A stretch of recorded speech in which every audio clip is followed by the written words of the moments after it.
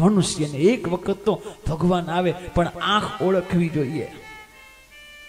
આ આંખ ઓળખી જાય તો જ કામનું. એના માટે દ્રષ્ટિ તો, આંખની દ્રષ્ટિ તો સંસાર આપે, પણ દિવ્ય દ્રષ્ટિ સદગુરુ આપે. એ જોવાની રીત, એ ઓળખવાની રીત તો સદગુરુના ચરણ ગ્રહણ કરવા જોઈએ.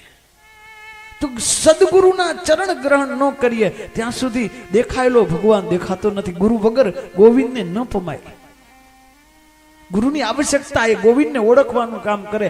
નકર વિચાર કરો, કૃષ્ણ ભગવાન ખાલી અર્જુન સામે ઉભા હતા એવું જરૂર દુર્યોધન સામે હગા જતા, હાવ નજીકના, સમજ્યા? ભગવાન એની સામે જતા, પણ ઓલો ન ઓળખી હગ્યો.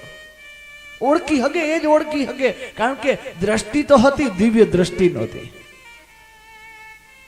દ્રષ્ટિ ગુરુ કૃપાથી મળે. તુલસીદાસ એક દિવસ ચંદન ઘસતા હતા અને રામના વિરહમાં રડતા હતા. રામને જોવા છે, રામને જોવા, રામ જોવા, રામને જોવા, ચંદન ઘસતા ઘસતા. અને સદગુરુ હનુમાનજી મહારાજ, તુલસીદાસજીના કોઈ ગુરુ હોય તો હનુમાનજી મહારાજ, તો રડતા હતા. રામને એમ થયું કે મારા વિરહમાં લાવને હું આને દર્શન દઉં. પણ રામ આમ ધનુષ તારી નો આવ્યા, એક યુવાનનું રૂપ લઈને આવ્યા, એક યુવક બનીને આવ્યા. તુલસીજી રડતા હતા. રામ રૂપ બદલીને આવ્યા ને એટલું કીધું કે ચંદન આપો ને બાબા. તુલસીજી કે શું કામ મને હેરાન કરો છો? હું વિરહના માં રડું છું, તમે બીજા અહીંયા ઘણા બધા પંડા છે એની પાસે લઈ લ્યો. હું મારા ભગવાનના વિરહ, મને મારો ભગવાન યાદ આવે છે, મને એને વિરહ છે, રડું છું. ત્યારે વિરહના ભગવાનના વિરહમાં એ રડતા હતા.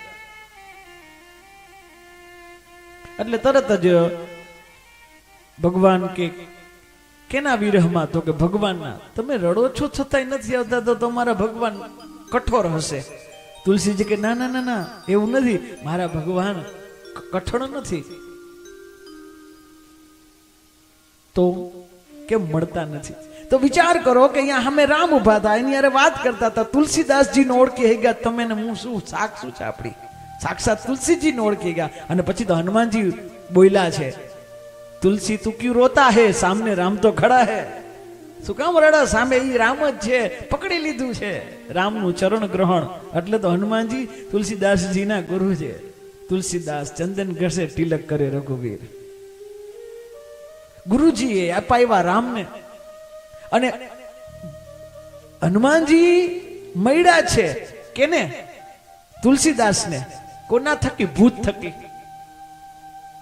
એક દિવસ ભૂત પોતાનું કમંડળનું જળ પધરાયું ઝાડમાં, ઝાડમાં ભૂત રહેતું હતું. તુલસીદાસના કમંડળના જળમાંથી એ ભૂત છે એને વાચા મેળીને એમ કે તમે મને મુક્ત કર્યો, તમારું કમંડળનું જળ જો અહીંયા સ્પર્શ થઈ જાય અને મને મુક્તિ થાય, મારે કેટલું તમને દેવું? ભૂતે એમ કીધું મારે તમને કંઈક દેવું છે.